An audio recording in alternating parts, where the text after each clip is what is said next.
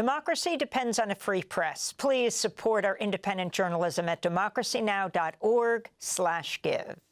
This is Democracy Now!, democracynow.org. I'm Amy Goodman. We end today's show looking at a critique of the role of the U.S. Agency for International Development and other international aid agencies, the role they play in the Global South. We're joined now by Kathryn Mathers, an anthropologist and professor at Duke University. Her new piece for the website Africa is a Country is headlined "The Wrong Way to End Aid." She writes the humanitarian-industrial complex should be dismantled, but not by a billionaire-backed administration with no plan beyond abandonment. Professor Mathers is the author of 2 books, Travel, Humanitarianism, and Becoming American in Africa, and White Saviorism and Popular Culture, Imagined Africa as a Space for American Salvation. Professor Mathers is a co-producer of the forthcoming documentary When I Say Africa. Professor Mathers, welcome to Democracy Now! As you look at what's happening at USAID, the complete dismantling of this agency, can you share your critique of the agency, but what you think must be done? Yes, I referenced Teju Cole's framing of the humanitarian-industrial complex, because I think USAID is very much part of a system, an industry that not only depends on global inequality, global suffering, but in many ways produces it, reproduces it. So I have for a long time critiqued the system and these structures because I do think they do often more harm than the good that they are trying to or claiming to do. I think that this is a complex that renders the causes of global inequality invisible, hiding the ways that often U.S. policies, U.S. trade agreements, and other forms of sort of extractive capitalism are often the causes of these crises, these challenges that people around the world have, that then aid steps into to help or to solve.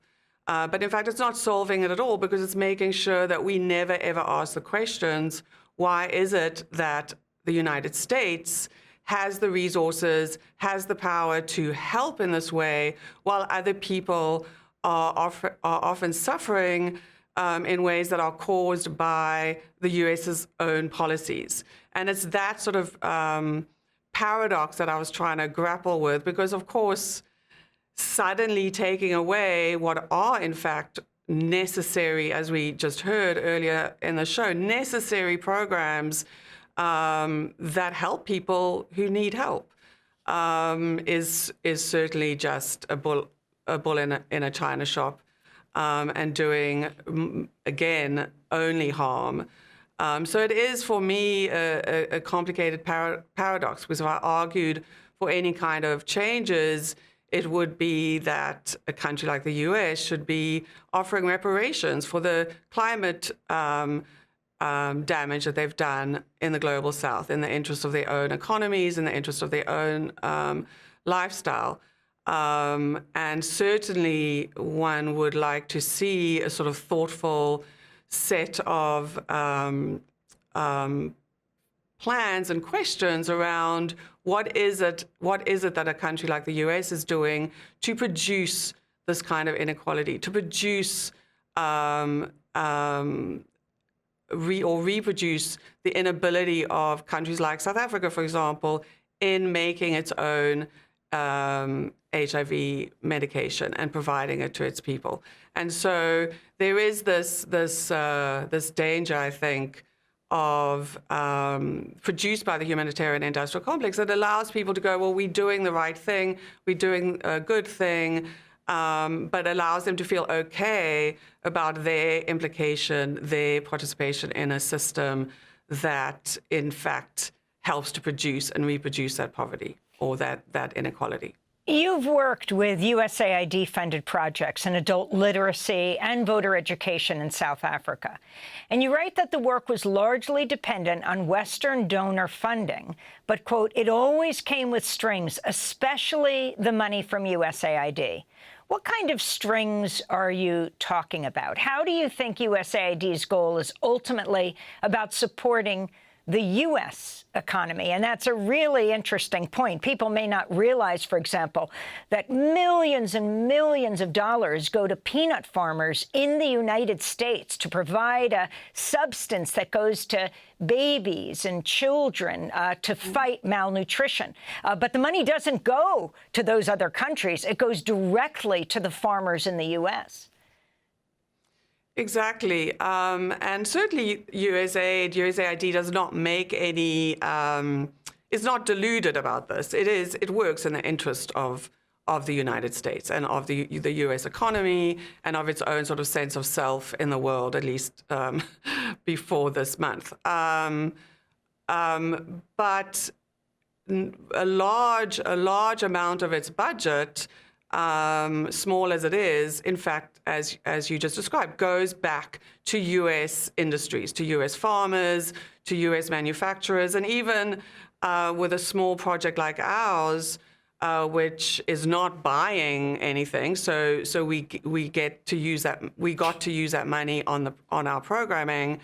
A large amount of it goes to the auditors in D.C., for example. So it is a sort of cycle of, we're giving you money for this, but much of it ends up coming back to the U.S. So in fact, it does its job of supporting sort of U.S. interests to a large degree. The other sort of set of strings, in a way, was that it was never really possible for an organization like us to just do our work.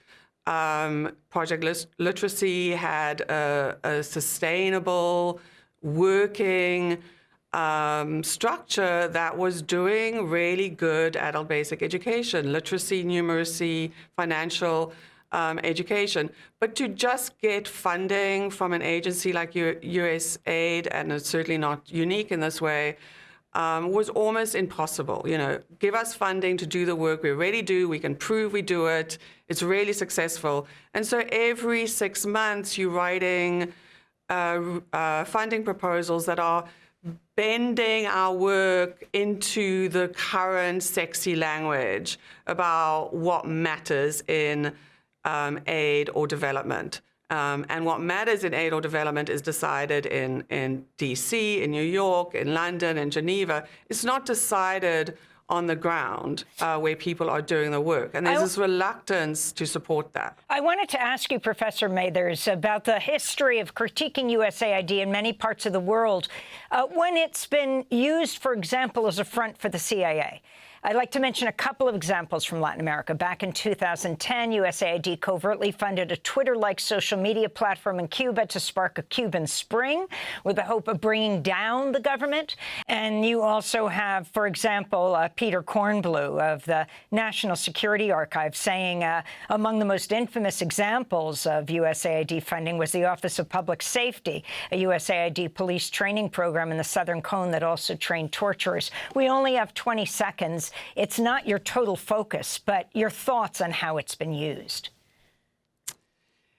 I mean, I don't have doubt that it's been used that way. I have no evidence of that. It's certainly in the conversation in South Africa, for example, people would make those accusations and be frustrated about that.